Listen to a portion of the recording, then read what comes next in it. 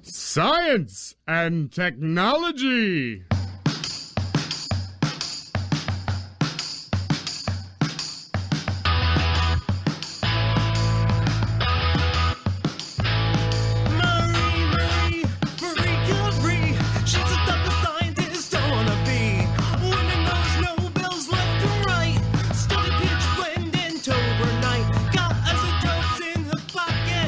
Everybody, what's up? Welcome to STEAMpunks. I'm your co-host, Emily Schock. And I'm Zachary Schock, your co-host, husband, and number one fan of Emily. You're too kind. So we are bad podcast hosts. Yeah. Sorry. We're going on a trip and greatly underestimated how much prep this trip would take, and we completely ran out of time. Whoops.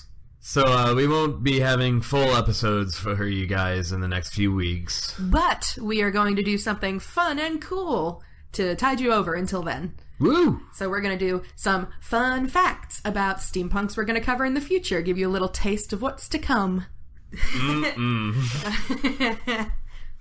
All right, Zach, who are we starting with?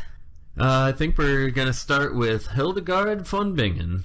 Oh, Hildegard von Bingen. You mean the founder of scientific natural history in Germany? Yeah, wasn't she one of the most important composers of the medieval period? Why, yes. She was both a scientist and an artist. Hey, there we go. What? She wrote 69 works that have survived through today. And that includes the Ordo Virtutum, a sacred music play, sort of like a precursor to an opera. Okay. Science, math, art, she did it all. Love her. Next.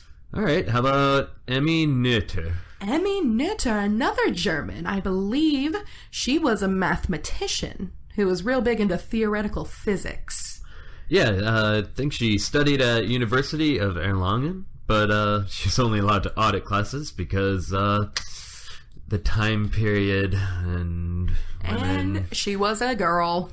And then when she started teaching, it wasn't allowed to be under her name either. She had to, it was advertised under one of her male colleagues, and she would show up to assist one day and then just do the whole thing. Were there like big billboards? It's this guy! But actually it's Emmy. Mm-hmm. Fun fact. Next. All right. Marie Curie. Marie Curie. She's the kind of scientist I want to be. Nickelodeon. I'm sorry, but that's what I think every time. Marie Curie, Nickelodeon. Well, sorry. That's all I'm going to think of now. As for radium and polonium, she studied them and gave them their names. Yeah, wasn't she the first woman to win the Nobel Prize and first person and only woman to win it twice? And also she won it in 2 different scientific fields, the only person to ever do that. So she was a farmer? Yeah, no, she was a scientist. She wanted to be she wanted to get like a diploma, but women weren't allowed to study at the University of Warsaw. So her and her sister enrolled in what was called the Flying University, because it was a Polish college that moved from place to place so that officials couldn't get them and stop them from teaching women.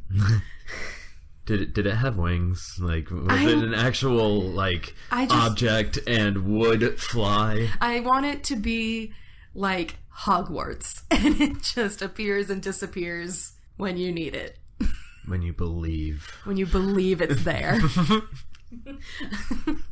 Fun fact. Next one. All right. How about Margaret Hamilton? I love Margaret Hamilton. She was a software developer for the Apollo space program. All right. And, I heard that she may have been the person to break curfew the most times before 1958. In her college, yeah. Women had to both follow a curfew and weren't allowed to exit a 25-mile radius of the school. And she was just like, nah. Fun fact number 5. Next. That was number 4. This is number 5. Next. All right. Grace Hopper? Ooh, Grace Hopper, another computer scientist. She was also in the Navy as a rear admiral, and she popularized the idea of machine-independent languages, so like a language that you could use whether it ran this or that or the other thing, and led to the invention of COBOL, which is a language that's still used today. Yeah, that fact really bugs me. Okay. Why is that funny? She was the first person credited with coining the term bug and debug of computer errors. Yeah, it was back in the time of cards running computers, and it wasn't working. So she, like, opens it and digs in there and finds a card with a dead moth on it. And so she took a note of it in her diary, and it just said, "First actual bug found." Nerds. Don't you just love them?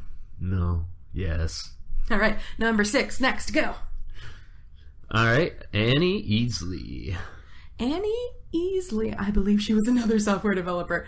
I might be biased here.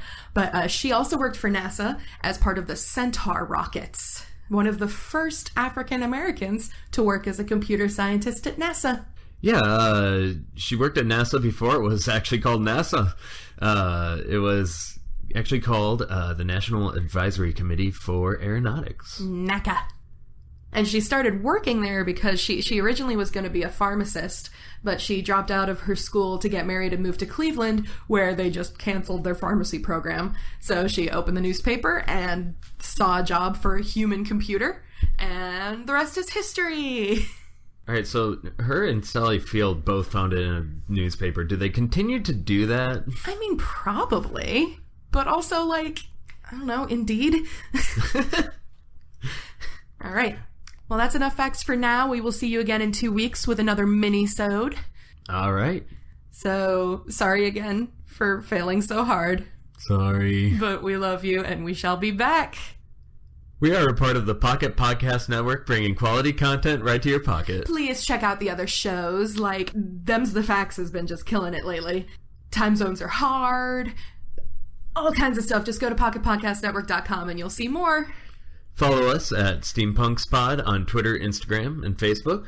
And if you want to, you can follow me at Shockin_awesome. I'll put it in the show notes because it's hard to say.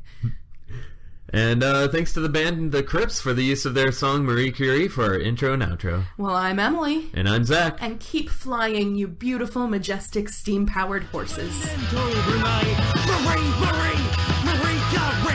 She's a double scientist, I wanna be. Women knows Nobels left and right. Shut up, pitch play and told her night.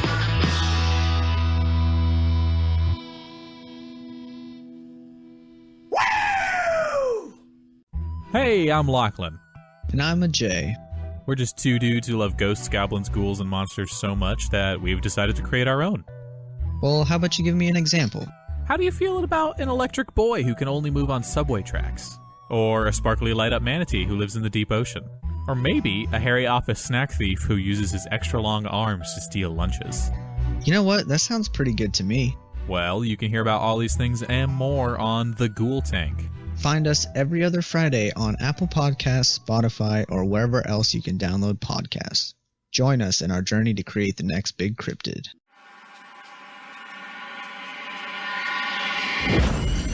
Pocket Podcast Network.